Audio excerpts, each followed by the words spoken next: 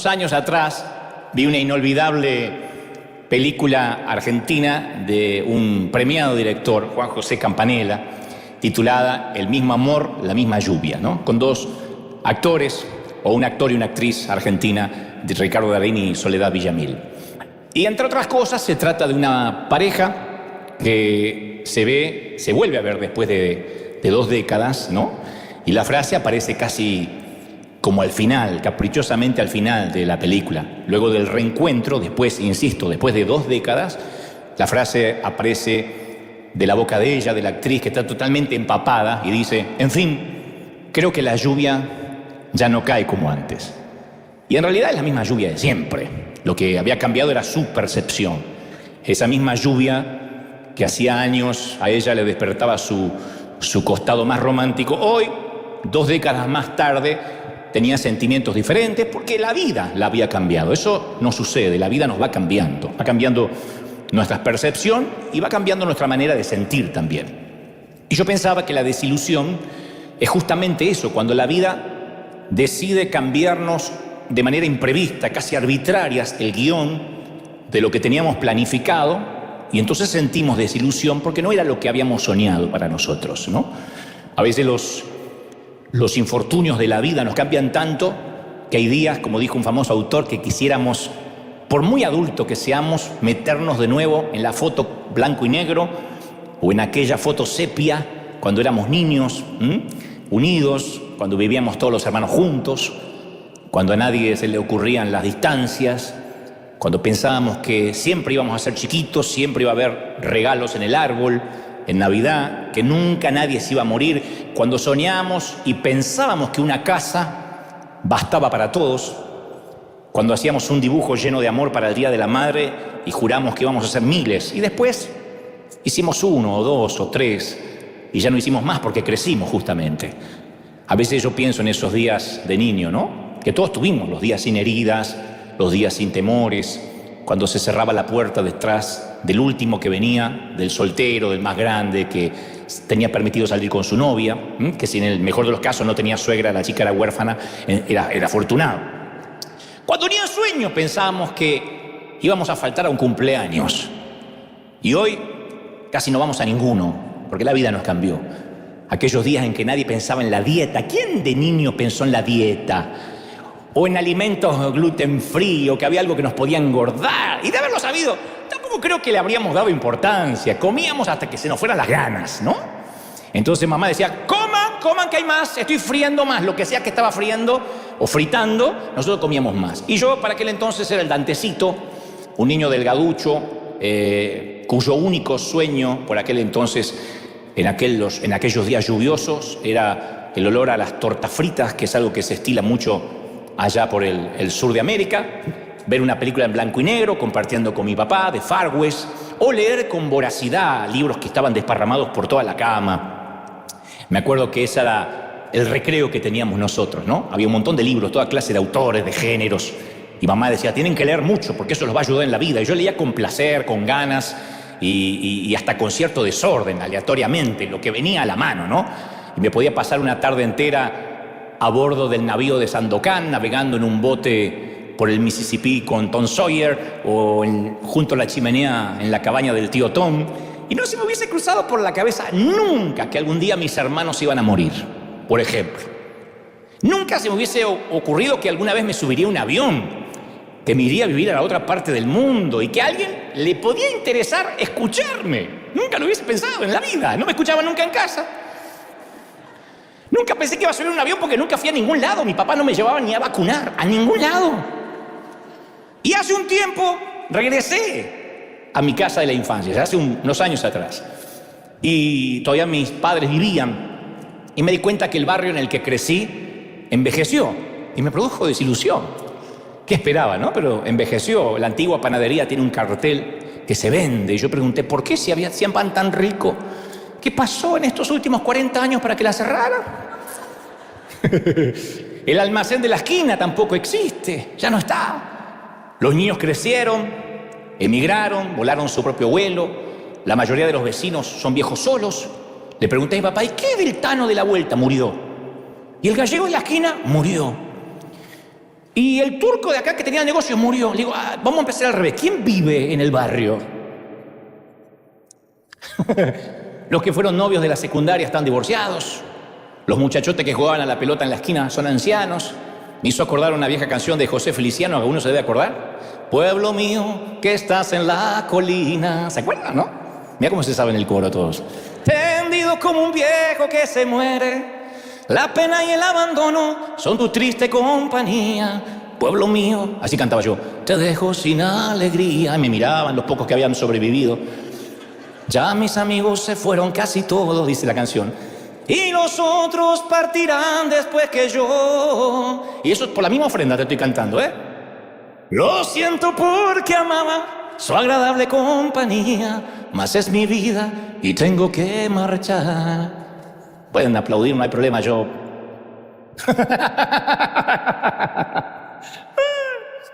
Pero fuera de broma, yo hubiese querido saludar a los vecinos, acariciar los perros conocidos, comprar pan flautita o de fonda en la panadería. Hubiese querido corroborar que el árbol gigantesco que yo recordaba de niño realmente era tan grande como yo lo tenía en la mente, pero resultó pequeño. El árbol era niño, insignificante. Obviamente el árbol no se achicó, sino que yo fui creciendo. Y eso, como la actriz de la película, me produjo desilusión, no porque el árbol cambiara o la lluvia cambiara, sino porque yo había cambiado. Nada de lo que me acordaba se parecía a la realidad. Y yo hubiese querido, si me preguntas, ¿qué habrías dado en ese momento por cambiar algo? No hubiese vuelto al pasado, pero sí le habría dado una memoria, le hubiese prestado unos megabytes más a la memoria de mi mamá para que me contara esas cosas que ya en el último tiempo no recordaba. Hubiese querido que recuerde todo lo de mi niñez que ya no me pudo contar. Por eso insisto, desilusión es una palabra dura, porque habla de fracaso, habla de no dar la talla, habla de que hay una brecha entre lo que creías que era y lo que es. Y esa palabra desilusión se posa en nuestra alma y la desinfla. Puede llegar por medio, insisto, algo de tan trivial como un barrio que cambió, que creo que a todos nos pasaría lo mismo si es que no te pasó, o como un golpe al corazón que nos hace tambalear en un momento de la vida, ¿no? Porque creo que la desilusión es eso, se siente como el enemigo de la esperanza, nos agota, nos drena, nos vampiriza. Y muchos tenemos nuestras propias historias de desilusión. Pero no esa desilusión que decían nuestras madres, ¡ay, qué desilusión! Esperaba una nota más alta en matemáticas. No esa arbitrariedad, para usar la palabra. No me refiero tampoco a ver crecer a nuestros hijos y decir, ¡ay, qué desilusión! Mi mamá decía, ¡qué desilusión! ¡Qué rápido que crecen! ¿Para qué los crías si van a crecer? No se trata de desilusión. En ese caso es lo inevitable de la vida, ¿no? Muchos de ustedes han encontrado seguramente si lo guardan, los zapatitos de tu hijo cuando era un bebé o tu hijita y hoy es un mamut de 120 kilos y agarra los zapatitos y los coloca junto a las 2 canoas que usa ahora en cada pata y dice, ¿cuándo pasó? Que si hay una inundación te puedes subir arriba de uno de esos zapatos y vas remando. Y dice, ¿cuándo pasó? ¿Cuándo es que creció? ¿No? Y uno extraña esos días en que ese pequeño, que ya no lo es, arrastraba a su dinosaurio por toda la casa. Pero insisto, eso no es una desilusión, es una fuerte dosis de nostalgia, conectado con el amor de papá, con el amor de mamá. No obstante, la verdadera desilusión es aquel que altera el paisaje de nuestras vidas. Y nos amenaza, con la mentira de que nuestras vidas ya nunca van a ser iguales, que hubo un cambio irrevocable para siempre y ahí nos desilusiona, porque muchos tenemos desilusiones, insisto, más serias que un barrio que cambió o que un niño que creció. Me refiero a pensar, me habría gustado haber cuidado de mamá o de papá y haber estado allí cuando se estaba muriendo, que es una de mis desilusiones, por cierto, ¿no?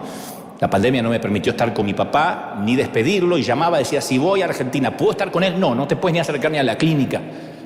Pienso que ningún ser humano se debería morir solo, nunca. Debería irse tomando la mano de alguien y siempre me preguntaré qué sintió esos últimos minutos mi padre. ¿Qué fue lo último que vio? Si fue el techo del hospital, el biombo de cuidados intensivos, si tuvo una mano de una enfermera ahí cuando exhaló el último suspiro o nada. Y esa es mi desilusión, una de las mías. Otro dice, ¿sabe? Me siento desilusionada porque fracasé, siento que soy un fracaso como madre. Otros dicen, estoy muy desilusionado porque todo lo que le enseñé a mi hija parece que no surtió efecto y los valores que le inculqué cayeron en saco roto. Estoy desilusionado o desilusionada con Dios. Le imploré que sanara mi matrimonio y no lo hizo. Así que sea desilusión con uno mismo, desilusión con la persona en la que nos estamos convirtiendo, desilusión de nuestro matrimonio, desilusión por decisiones que toman nuestros hijos que ya no nos preguntan. Y en ocasiones nos quedamos atrapados en un mundo de interminables de desilusiones o de esa frase, ¿y qué habría pasado si hubiese tomado otra decisión? A eso se le suma la desilusión por la elección de una carrera, porque ya no podemos regresar el tiempo atrás. El tiempo es un gran timador que nos hace creer que podemos hacer mañana lo que debimos haber hecho ayer y se nos va escurriendo el tiempo entre los dedos como arena. Entonces decimos, tal vez debía haber elegido otra carrera, hubiese elegido otra especialidad, pero ya es tarde. Desilusión por la elección de un cónyuge. Espero que eso no pase acá, pero pasa en el otro servicio, en el segundo. Hay muchos desilusionados, ¿no? Y piensas, si tal vez me hubiese casado con ese otro tipo guapo, tal vez que se ve tan seguro de lo que quiere, tal vez mi vida hubiese sido diferente. O desilusiones más graves que esa. ¿Hay más graves que esa? Sí. Si yo me hubiese esa noche ofrecido para conducir a casa, no habría ocurrido el accidente. Yo sabía que mi esposo había tomado un poquito de más. Y si yo hubiese insistido en que quería manejar, o que esa noche hubiésemos quedado a pasarla, a pernoctar en un hotel, varias vidas no habrían cambiado para siempre. Y si me hubiese negado a realizar aquel aborto, y si hubiese dicho no esa primera vez que me invitó a tomar un café y esa aventura me costó todo porque tiré mi vida por la borda por un hombre que no lo valía. Entonces, nos desilusionamos por cosas que hemos hecho. Nos desilusionamos por cosas que no hemos hecho. Nos desilusionamos por cosas que otros nos hacen. Y eventualmente nos desilusionamos con Dios, aunque nos duela. Y en la iglesia no solemos impartir la materia, ni en los seminarios bíblicos, ni en los mensajes. Hoy vamos a hablar de desilusión, prepararnos porque va a venir. No lo hablamos porque tratamos de evitar el tema. Y para empeorar las cosas, nuestros hijos tienen muy poca idea de cómo manejar la desilusión. Porque como nosotros venimos de tantas desilusiones, el umbral de resistencia de ellos ante la vida es muy bajo. Y se pueden desilusionar terriblemente porque ya salió el iPhone nuevo y no lo puedo tener. Me quiero matar. Y uno dice, te voy a matar yo antes que el iPhone. ¿No? Porque tienen un umbral de resistencia muy bajo. Y eso es culpa nuestra. Eso no lo heredaron de Andrómeda. Eso viene de los padres. Que no queremos que se desilusionen, no queremos que se traumen. Y nos hemos olvidado de enseñarle a nuestros hijos a vivir la desilusión. Por eso a veces tiran la toalla a la primera dificultad. No voy a hacer más nada en la vida. Busqué trabajo 2 días y no conseguí. Señor, o te lo llevas o te lo mando. Pero queremos proteger a nuestros hijos de todas las desilusiones de la vida y no se puede. Porque cuando uno lo intenta, o lo intentamos torpemente, le hacemos daño. Porque la desilusión es parte de la vida, tiene que pasar. Entonces, cuando no conocemos esta realidad, tendemos a ver la desilusión como un desastre, en vez de verla como una oportunidad para crecer, para madurar. Por esa razón digo es que debemos aprender a reconocer la desilusión como una suerte o como un medio para redireccionar la vida, como un cambio en medio de la ola y no como un final del viaje. Yo he estado en algunos países del norte de Europa o incluso en el sur de la Argentina, lo más lejos de aquí, el final de la tierra, y los inviernos son muy duros. Los parabrisas de los autos siempre están quebrados, rajados, y son tan crudos que, por ejemplo, si visitas Noruega, en pleno invierno solo hay 1 hora de luz solar. 1 hora de día. Y la oscuridad, que usted dice, bueno, qué lindo, dormiría todo el día. No, es deprimente. La oscuridad es fría, es implacable.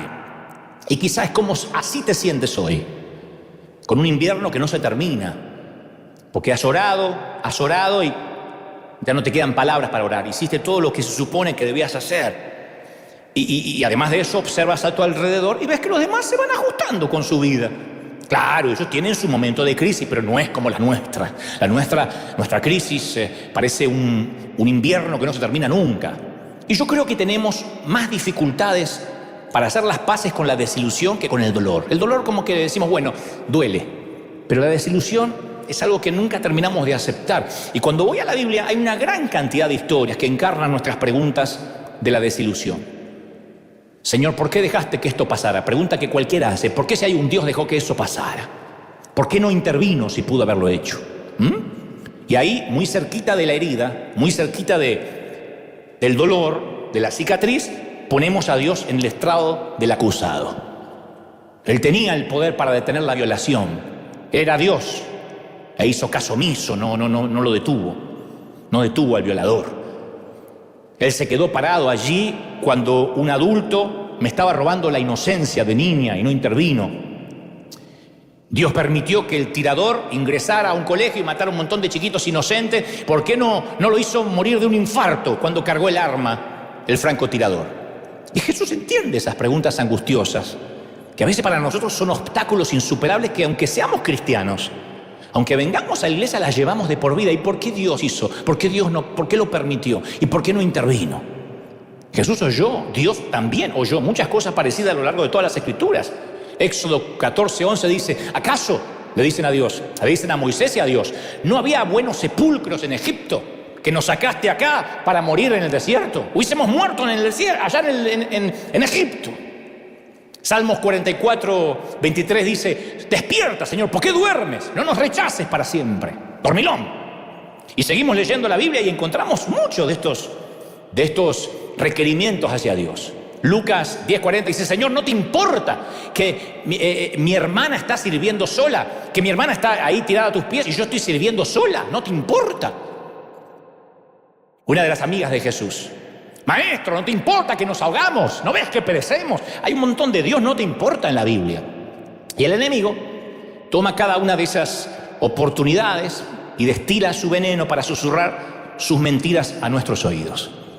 Y Jesús nos invita a seguirlo, aunque a veces no comprendamos lo que está haciendo. La pregunta que yo me hago siempre es, ¿voy a amar a Dios a pesar de que a veces no lo entienda? ¿Amaremos a Dios aunque no lo entendamos? ¿A alguien? 2, 3 deberían decirme sí, amén, pero ¿amaremos a Dios aunque no lo entendamos? Porque, a ver, por lo general nos resulta mucho más fácil expresar la desilusión de nosotros mismos o de otra gente que la insatisfacción con Dios. Decimos, no, pero no me atrevo a decir que Dios me desilusionó. No decimos en voz alta, estoy desilusionado contigo, Dios, pero lo pensamos. No lo decimos porque nos parece algo malo, incluso blasfemo. Se supone que la vida cristiana es victoriosa. Entonces nadie desea ponerse de pie en un servicio y decir, hey, yo quiero decir que estoy desilusionado con Dios. Me casé con este pensando que era un príncipe azul, se me hizo sapo en 1 mes y medio. Me casé con esta diciendo que la mamá vivía lejos, se vino a vivir con nosotros a la semana y media. Estoy desilusionado con Dios. No, uno no dice eso, uno quiere expresar lo correcto, uno quiere expresar lo espiritual, uno quiere decir algo que los demás aplaudan, digan amén. Si tal idea está en nuestra cabeza, que Dios mismo nos desilusionó, y eso se esconde en lo profundo del alma, tenemos que dejarlo salir. Hoy es un día para decir, sí, hablemos a calzón quitado. Quiten esa imagen mental, es una frase nomás. Hablemos a calzón quitado. Porque las emociones que quedan en la oscuridad son un caldo de cultivo donde la inmundicia tóxica después se reproduce más rápido y después un día no queremos ni venir a la iglesia. La compulsión por decir lo correcto explica por qué nos enfermamos espiritual y emocionalmente. Porque todas esas mentiras, bueno, estoy desilusionado con Dios, pero tengo que decir lo contrario de la boca para afuera, esas mentiras provienen de la cripta más profunda del infierno. ¿De verdad? ¿Creemos que Dios se va a horrorizar si le decimos lo que sentimos realmente? ¿Le hacemos un bien a nuestro alma fingiendo? Ay, no, pero también yo te amo, Señor. No, a veces decimos, no, me fallaste.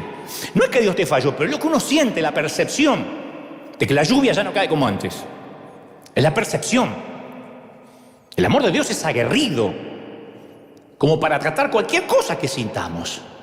No nos va a fulminar porque dudemos, porque pensamos que nos soltó la mano.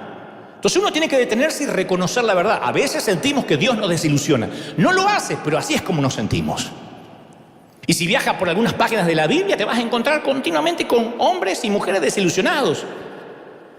Eva enfrentó la desilusión de saber que su decisión de desobedecer a Dios hizo que en la familia hubiera asesinato. Un hermano mató al otro. En medio de los contemporáneos, Noé era el único que caminó con Dios. Si tus días te parecen tristes y solitarios, imagínate ser la única familia en el mundo que honra a Dios. Miren a Job, que no solo perdió su familia, sus pertenencias, también perdió la salud. Yo no sé qué clase de relación tenía con su mujer, pero cuando la crisis llega a su vida, obviamente terminó por romper el matrimonio. Vamos al Nuevo Testamento a ver si las cosas mejoran. Ya el Mesías anda por aquí con zapatos humanos. Y no, la desilusión permaneció en la realidad diaria. Piensan las dos amigas de Jesús, Marta y María. Cuando más necesitaban al Señor, el tipo llega tarde y el hermano se les muere. Ustedes dicen, bueno, pero todo cambió después de la resurrección. No. Miren la desilusión en la vida de Pablo, que cuando se convierte en un apasionado seguidor de Cristo, más desilusiones tiene el tipo. Sufre naufragios, azotes, cárcel, apedreamientos. Y con todo hace una declaración profunda en Romanos 5:2. Dice, así que nos regocijamos con la esperanza de alcanzar la gloria de Dios. Y no solo esto, sino que nuestros sufrimientos también están buenos, porque produce perseverancia. Y la perseverancia produce entereza de carácter. Y la entereza de carácter produce más esperanza. Y la esperanza nunca nos defrauda. Siempre las cosas van a salir bien si Dios está al control. ¿Sí o no? No, alguien tiene que aplaudir más que eso si crees que la esperanza nunca defrauda, nunca, jamás. Lo que sí es que a veces actuamos como que Dios está obligado a hacer realidad todos nuestros sueños terrenales, ¿no? Y olvidamos que vivimos en un campo minado, en una zona de guerra, donde la munición a veces explota y se producen bajas. Y cuando somos nosotros las víctimas, los sentimientos que nos llegan son de dudar de Dios. Nos cuestionamos si Dios es bueno. Y hay un momento que hay que decidir. No te voy a timar, hay que decidir. ¿Confiamos en Dios o nos alejamos? Tú dices, mi papá también murió y no lo pude despedir. ¿Confías en Dios o te alejas? Es un camino que en un momento, una intercesión que uno llega en la vida. No te puedo decir que por tener a Cristo vas a estar libre, exento de problemas, de tragedias, de infortunios. No lo queremos en la vida. Pero Dios sigue siendo bueno aun cuando las consecuencias, cuando las circunstancias no lo son. Dios es bueno en las hambrunas y en los banquetes. La respuesta es Jesucristo, que es la única foto de Dios que existe en el mundo. Jesús no pasó por el mundo dentro de una burbuja, en una isla séptica, en un monasterio. Él tomó su propia medicina, jugó conforme a nuestras reglas. Discusiones sin sentido en la familia. No me digan amén, pero ¿quién no tuvo discusiones sin sentido en la familia? Con sentido y sin sentido. Jesús las vivió. Acusaciones crueles de gente envidiosa, con lengua bífida. Jesús vivió esos aguijonazos. Una muerte sin sentido. Observa la cruz. Entonces no exige nada que Él no haya vivido. Entonces yo me pregunto siempre, ¿no será que nuestro problema con la desilusión es que tenemos una perspectiva muy limitada? Una vez conté que supongamos que la esposa de George Frederick Handel, el que compuso la famosa obra El Mesías, está componiendo en su casa la obra magnífica, es una obra musical que tiene 200 páginas. Y la esposa está haciendo ahí unos tacos dorados, porque era mexicana la esposa. Y una página, se le cae a Handel, una sola página donde escribió un compás en tono menor. Algo que solo, fuera de la partitura general, no tiene sentido. Le faltan 199 hojas. Y supongamos que ella agarra ese fragmento en tono menor, esa disonancia en la mano, va al marido y le dice, pero cada vez componés peor, gordo. Sos un pésimo compositor. Horrible esto. ¿Qué habría pensado él? Si apenas está mirando una disonancia de una nota de toda una partitura. Y capaz que Dios nos ve parecidos a esta señora cuando pensamos así. Señalamos ese tono menor, esa disonancia, decimos, el hijo enfermo, esas muletas, la silla de ruedas, se murió allá de COVID. Y decimos, no tiene sentido, esto no es música. Pero de toda la creación, ¿cuánto vimos? De toda la obra, ¿cuánto entendemos? Es un pedacito, una mirilla, un mirar por la mirilla de la puerta. ¿Será posible que el sufrimiento, lo que pasamos, no tenga explicación de este lado del sol y vamos a entender el propósito después? Yo lo creo. No creemos que las maravillas del cielo van a ser tan grandes que todas las dificultades de acá van a ser un tema menor. Mi suegra se quedó en casa, mira, pero ¿qué importa? Mira dónde estoy. Sí, tuve que despedir a mi padre mucho antes, pero mira, aquí me lo reencontré. Pablo dice, esta leve tribulación momentánea produce en nosotros cada vez un excelente y eterno peso de gloria, magnificente, grande, enorme. ¿Lo cree de verdad, sí o no? Lo que venga le va a dar significado a lo que te está pasando. Entonces hay que dejar que Dios termine su trabajo, que el compositor termine su sinfonía en tu vida. Hay días buenos, hay días malos, pero Dios está en todos los días, ¿sí o no? Alguien tiene que decir amén. Dios está en todos los días, en los malos, los buenos. Cuando uno dice está bien, entiendo, la desilusión con Dios en algún punto la puedo comprender, pero después viene la desilusión con lo que hemos hecho. A veces decimos, yo me llamo cristiano.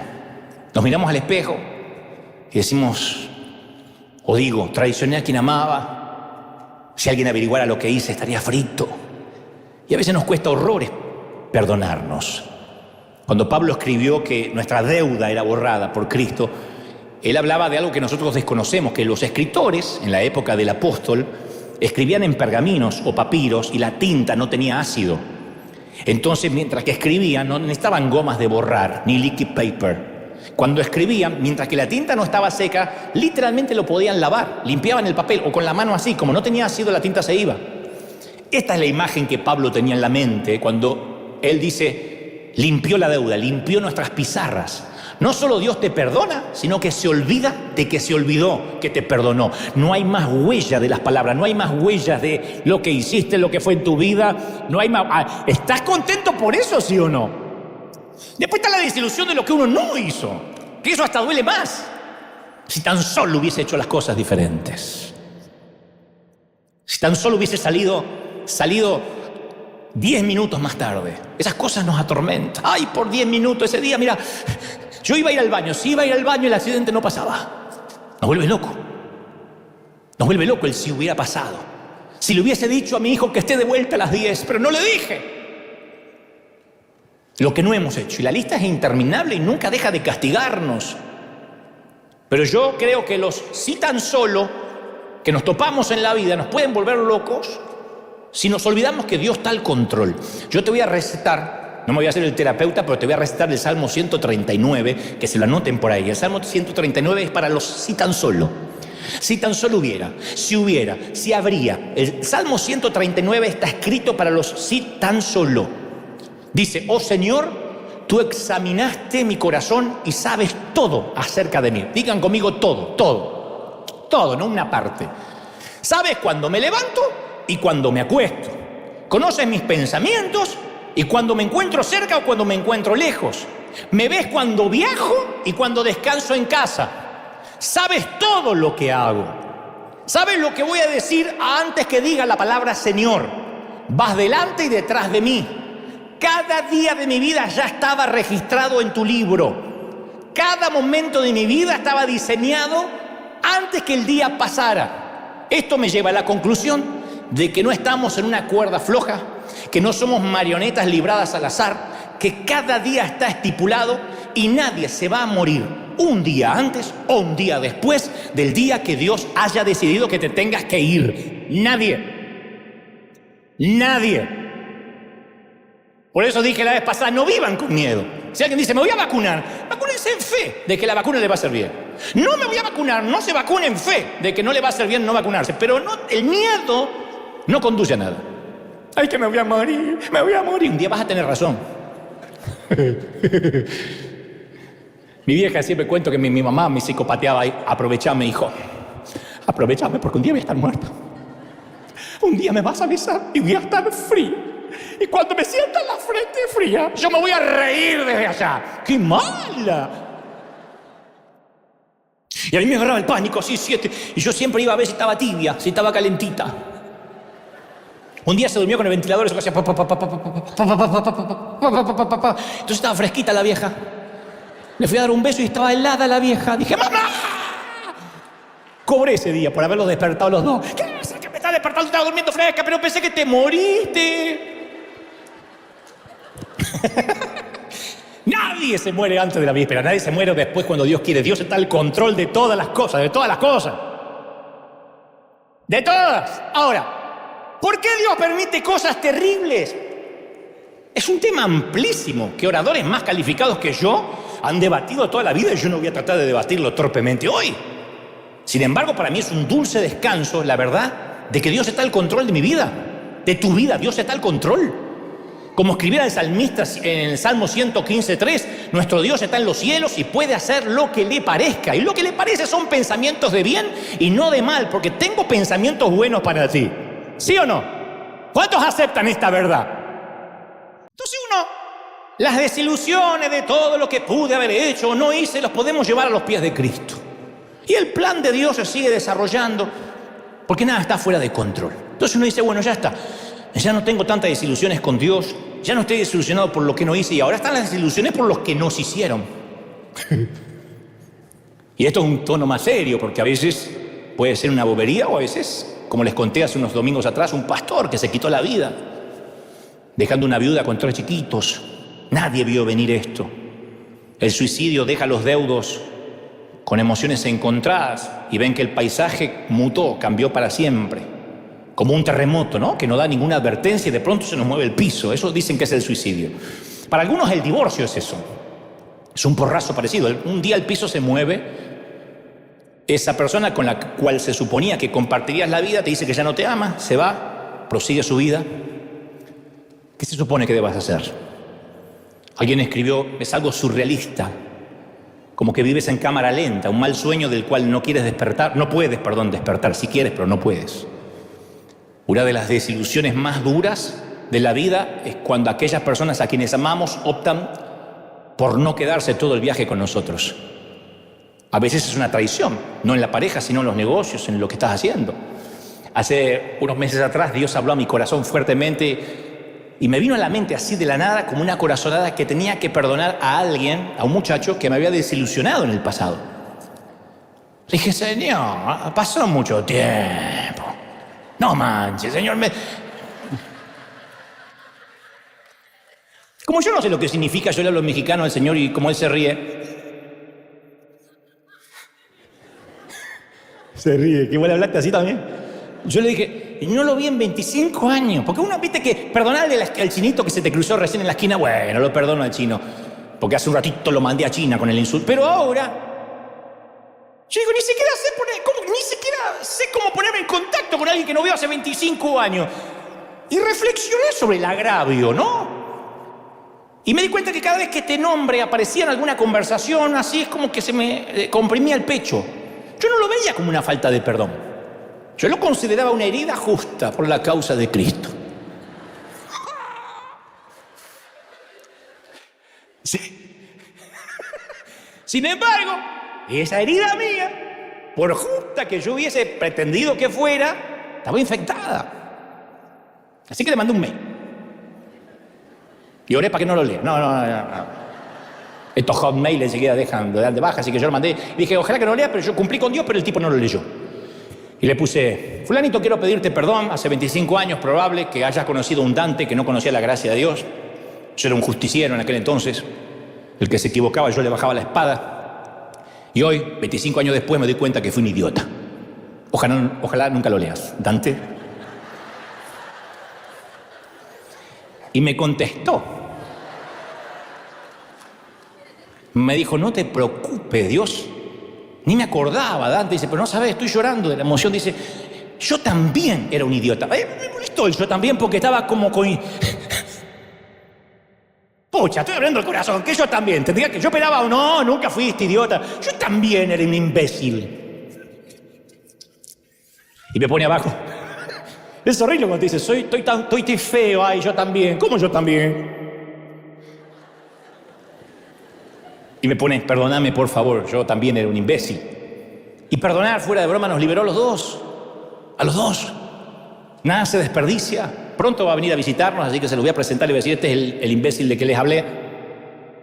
Y ustedes van a saber, ¿no? Nada se pierde, nada se desaprovecha. El rey David dice que Dios enjuga, clasifica nuestras lágrimas. Salmo 56:8 dice, toma en cuenta mis lamentos, registra mi llanto en tu libro. O sea, cada lágrima es registrada. Y cuando alguien nos desilusiona porque nos hizo algo, por alguna razón ocurre, tal vez para darnos la oportunidad de perdonar o de pedir perdón.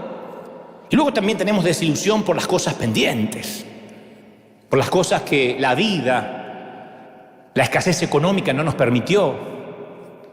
Escribí por ahí una frase en un libro los besos y los abrazos que nunca di son los que más extraño. Y a veces uno extraña aquello que no pudo hacer. Tal vez creíste que tu esposo sería económicamente responsable, te ayudaría a criar los hijos y todos los meses es una excusa nueva. Y estas cosas no se resuelven y a veces parecen eternos motivos de oración que suelen, desilusionar profundamente. Por eso uno tiene que llevar las desilusiones a la cruz, reconocerlas, reconocer el peso. Insisto con lo que dije al principio, el dolor no expresado puede empañar los amaneceres, pero nunca es demasiado tarde para abrir las ventanas y dejar que entre el sol. Pero a veces uno no lo expresa, porque viene a la iglesia y dice, no lo diga, no confiese, pero uno tiene que ser sincero con las desilusiones. Porque si uno amontona las desilusiones en el sótano del alma, en algún momento viene alguien y las lleva a planta alta. Uno tiene que admitir las desilusiones, confesarlas y pedirle, Señor, no las entiendo, pero estoy desilusionado con mi ex. Estoy desilusionado con mi suegra. Bueno, ¿quién no? Pero pongamos otro ejemplo. Llorar sus pérdidas. Por eso los lacrimales están en los ojos, para que se vea. Llorar las pérdidas hace bien. Permitirnos sentir el dolor por las cosas que hubiésemos querido haber sido, que alguna vez pudieron haber sido, que fueron o que no fueron. Y aunque las olas parezcan elevadas, cuando uno las confiesa, uno no se ahoga. Las heridas, llorarlas, sana llorar las heridas. Hay que llorar. Las mujeres capaz que dicen, bueno, yo lo hago, porque, y esto no es un término, no es algo machista, pero las mujeres son más auténticas para mostrar lo que sienten. Los varones tenemos esa idiotez de que yo soy macho, yo no lloro, porque yo no lloro. Llora como macho, llora como hombre, que para eso tienes un buen par de zapatillas y zapatos. Llora. Y cuando uno llora se sana. Permítete ser humano. Permítete, a Dios le encanta que seas humano. Perdónate y perdona a los que desempeñaron un papel estelar en tus desilusiones del pasado. Porque recuerda que cuando perdonas, eres el principal liberado. Y quiero terminar rápido contándote una historia cortita de desilusión y esperanza. Es una mujer que se sentía sola, muy sola, desesperadamente sola. No solo por ausencia de rostro, sino también por ausencia de intimidad. Y algunas noches, cuando por fin reposaba la cabeza sobre la almohada, se daba cuenta de que no había pronunciado palabra en todo el día. Se había olvidado cómo sonaba su voz. El día se convertía en noche, la noche en día, y así como una rueda interminable, como un hámster en la ruedita, y ella todo lo veía desde la ventana. Veía pasar no solo los días, sino las estaciones. Las brisas veraniegas daban paso a una estación más invernal. Y en esas ocasiones en que la lluvia torrencial inundaban las calles, llevándose hojas y ramas y limpiando de alguna forma las veredas, ella ansiaba poder limpiarse así de fácil. Y a veces en la noche, cuando la luna se ocultaba y había solo unas poquitas estrellas, lo suficiente para que la noche sea cerrada, ahí es cuando ella salía a recorrer las calles, porque nadie la miraba. Y recordaba que en esas mismas calles bailaba, jugaba a la rayuela o a la soga con sus amigas. Las noches más lóbregas se habían vuelto sus amigas. Y nunca iba muy lejos porque ella sabía que no podía irse mucho, no podía permitirse viajes largos, conocía sus límites, sabía que en algún momento tenía que dar media vuelta a casa para irse a higienizar. Y aunque le dolían las rodillas y los huesos, nunca dejó de orar cada noche.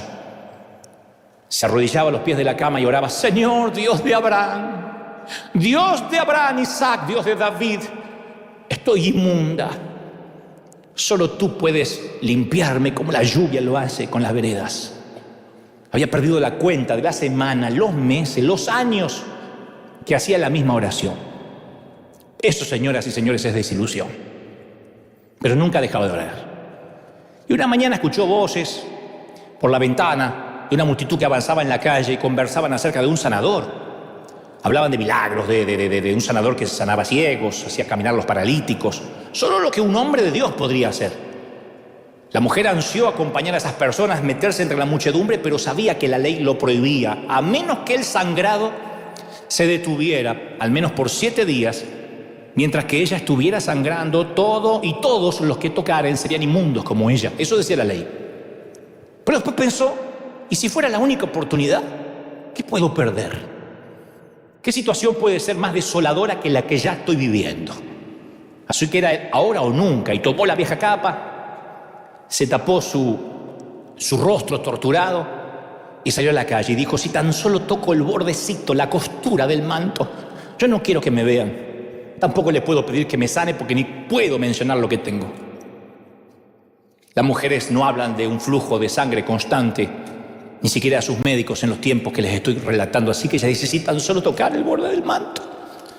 Y vio la oportunidad y aprovechó.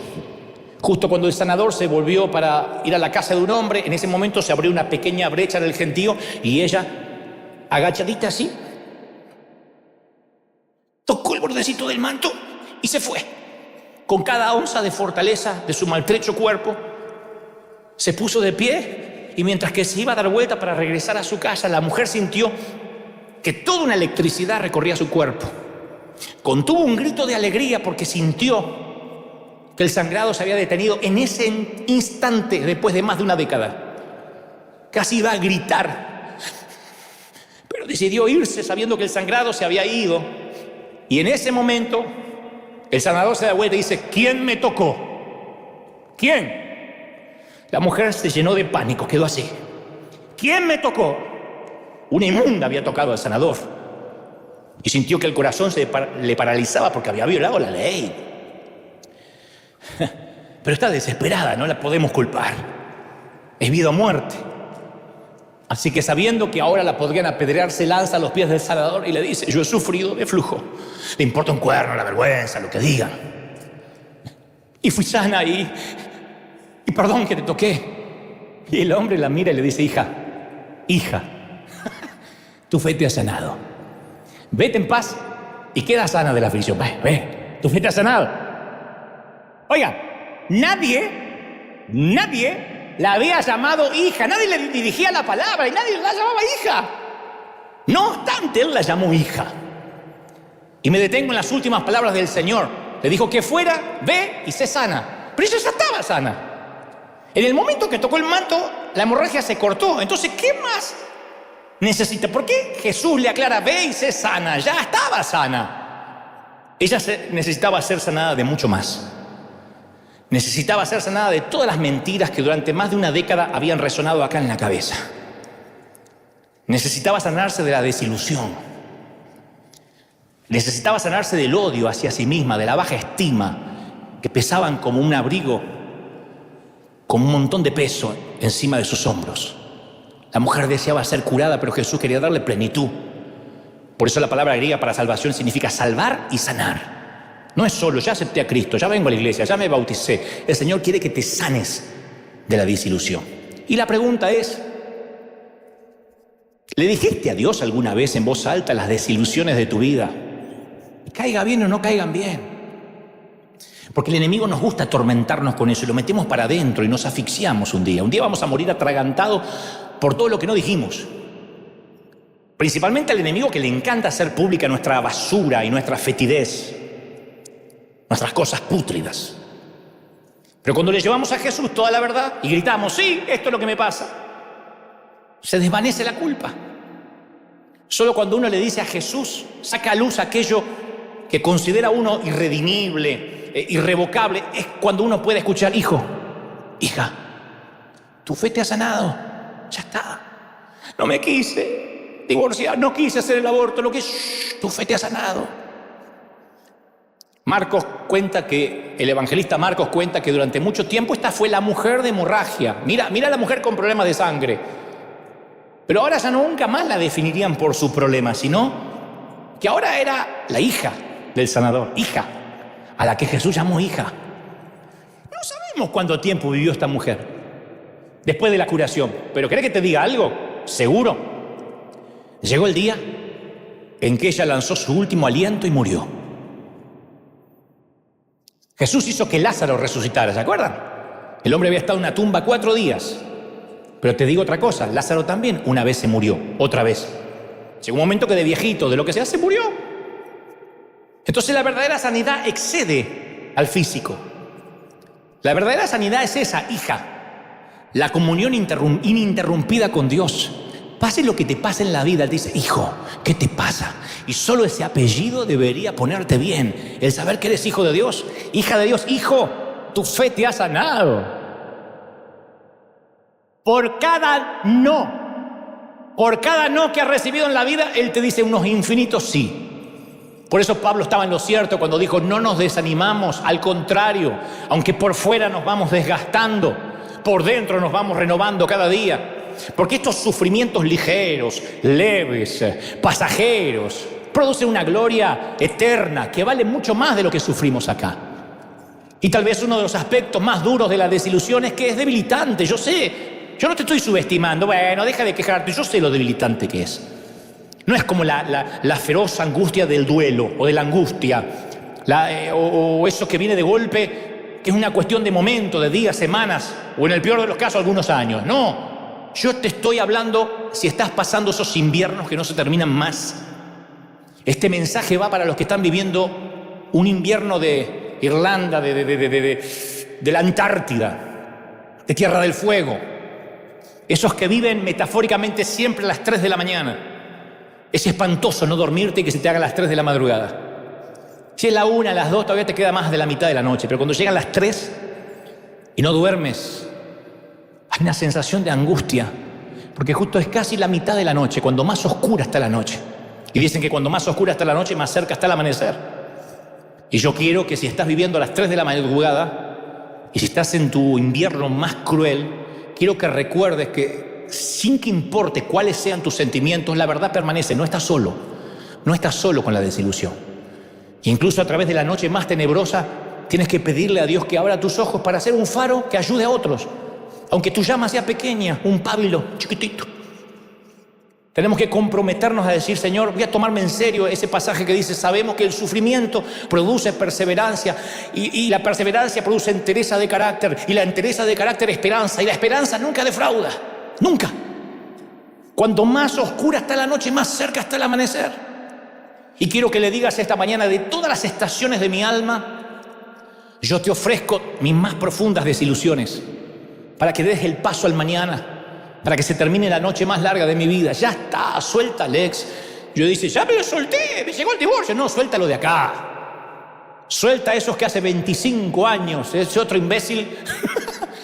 Que cada uno tiene un imbécil por ahí. Suéltalo, ya déjalo ir. Viaja liviano. Dicho esto, quiero agregar que la mayoría de los que estamos en esta parte del planeta estamos viviendo en un lugar del mundo diferente al cual nacimos, la mayoría. Yo sé que hay muchos americanos aquí, norteamericanos, pero la mayoría hemos venido de otros países. Y a veces, muy pocas veces, es posible que vuelva a llover como cuando éramos niños, principalmente acá en California, que caen, es una orinada de gato. ¡Ay, va a llover, va a llover, va a llover! Sale el gato, hace... Y recordamos la lluvia de antes. Para los que no saben, el resto del mundo aquí llueve una vez, 2 veces al año y es una cosita que parece, no llega a ser la de un dinosaurio, es una cosita chiquitita. Y a veces entre aquella lluvia y esta lluvia hay mucha desilusión en el medio. Pasó mucha desilusión entre ambas lluvias, ¿no? La vida nos pasó, mira vos, la vida. Pero los que logramos ser sanos con el Señor, ya no tenemos cuentas pendientes con el pasado. Fue bueno, ahora que lo pienso, fue bueno haber vivido en aquel viejo barrio, en el tuyo, en el mío. Fue bueno saber que algún día crecimos y ya no íbamos a ser astronautas, o bailarinas, o futbolistas de primera división en Europa con sueldos millonarios. Hay un momento que la vida real reemplaza los sueños, pero si toda esa desilusión sirvió para tocar el borde de su manto, valió la pena cada momento difícil, valió la pena. Por eso ahora, si ahora mismo está lloviendo sobre tu alma, y estás mirando por el cristal empañado de tu ventana lo que pasó allá lejos y hace tiempo, quiero que sepas que a tu historia todavía le falta el mejor capítulo. A tu concierto le espera la mejor canción. Recuerda que un gran compositor guarda su obra maestra para el final, como en Broadway. Y cada segundo de vida común es un paso dado. Cada aliento es una página que das vuelta. Cada día es una milla registrada. Porque, mis queridos, pensándolo bien y resumiendo, después de todo, siempre fue el mismo amor de Dios y siempre la misma lluvia, siempre. Vamos, celebra al Rey, dale un aplauso al Señor de señores, al Rey de reyes. Si crees que Dios te habló, dale un gran aplauso al Señor esta mañana, pero que se escuche fuerte, maravilloso. Wheeler, come on, aleluya, dale un aplauso al Señor. Señor de señores, al Rey de reyes. ¿Lo crees de verdad, sí o no? Y esa lluvia que cambió te va a limpiar, te va a sanar. Entonces hay un momento, quedan 2 minutos antes de irnos, y los últimos 2 minutos me gustaría orar primero por los que están mirándome en cualquier parte del mundo. Y quiero que todos los que estemos aquí me acompañen en esta oración. Di conmigo: Señor Jesús, entra en mi corazón, perdona mis pecados, anota mi nombre en el libro de la vida. Gracias, Señor, por una nueva oportunidad. Padre, yo estoy orando por esta cuna de campeones, por estos obreros de primera línea, por estos tus hijos. ¿Cómo los amas, Señor? Con el alma, con el corazón. Príncipe de paz, hijo de David, el hombre que dio su vida por nosotros. Te amamos, Señor, te amamos con el corazón. Yo bendigo, mi querido, tu entrada, tu salida, tu acostarte, tu levantarte, tus horas de descanso, tus horas de trabajo. Bendigo tu familia, lo que emprendas. Declaro que octubre, noviembre, diciembre serán de bendición, que los mejores días están por delante. Declaro que la desilusión se va, que los mejores días están por delante y que el año que entra va a ser de puertas, de cielos abiertos, de bendiciones enormes. Bendigo tu ser, bendigo tu vida en todas las áreas, en el cuerpo, en la mente, en el alma y en el espíritu. Recibe, sé libre, sé próspero, sé bendito en todo. Amén, amén y amén. Que Dios te bendiga, que Dios te guarde, que haga resplandecer su rostro sobre ti. Chao, gente, hasta el domingo que viene.